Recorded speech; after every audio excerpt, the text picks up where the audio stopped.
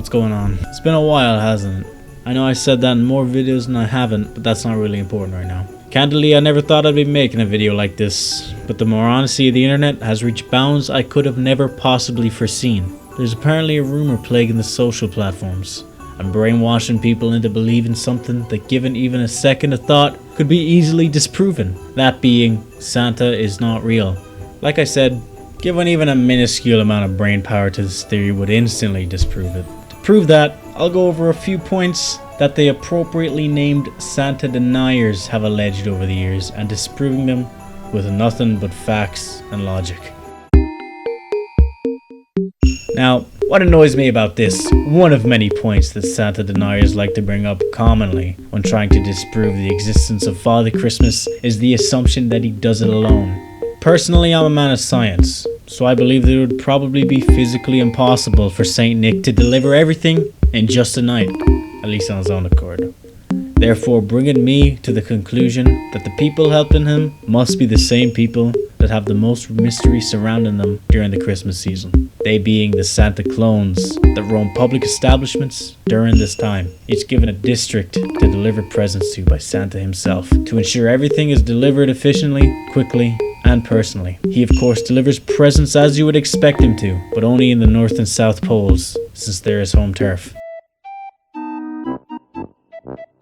The answer to this blunder is a bit simpler than you might first think. You see, the reason Father Christmas doesn't deliver presents to poor countries is because most of the population of said countries can't afford the one item necessary for Saint Nick to recognize and deliver presents to you, that being the Christmas tree. If you don't have a Christmas tree, you don't get presents. Simple as that, really. The Christmas tree could be compared to a beacon of sorts for Santa, because if nobody had a Christmas tree, how else would he know you're Jewish?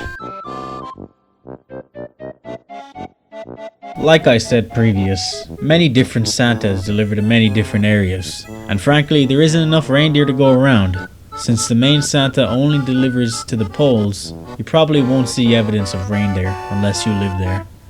By the way, don't tell me in the comments you live there, because you'd be lying, okay? You'd be lying! And therefore, one step closer to the naughty list. And trust me, you don't want to be on that naughty list, let me tell you. I've had some bad experiences with that damn naughty list. Now, before I give an explanation of this one, I'll need to present a precursor. As I said previous, once again, there are many different Santas for many different areas.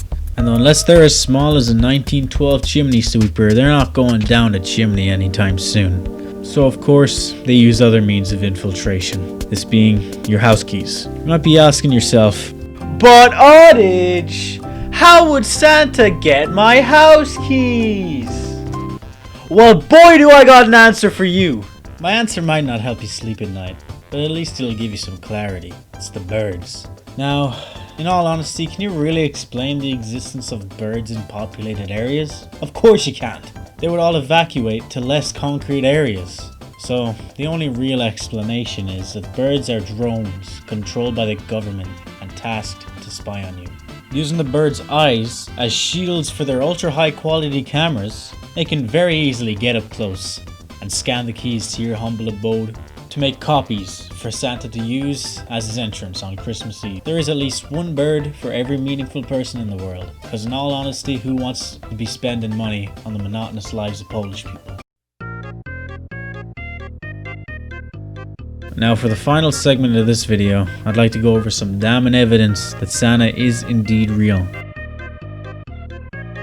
If anyone but the real Santa Claus signed these letters that he sends to children so often, it'd be nothing but forgery of the highest manner. I would go to court fairly often with the amount of parents signing these letters. That's right, your senses are indeed not deceiving you. On December 21st, 1968, during some Apollo mission, those NASA guys, they were doing some adventuring around the dark side of the moon. And as they were returning home, the NASA headquarters received this message.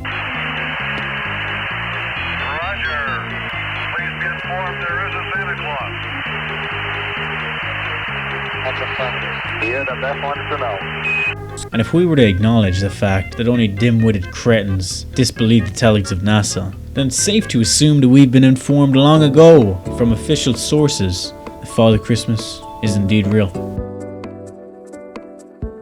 This one itself should be damning evidence that he's real. Think about all those letters that children send him. Where do you think all that paper goes? Doesn't stay in the post box, that's for sure. So one reasonable explanation is that he recycles them on his own magical accord, after reading them of course. Well, I've got one final point to exclaim to the world. By world I mean 40 people, maybe 50 if I'm looking for a Christmas miracle.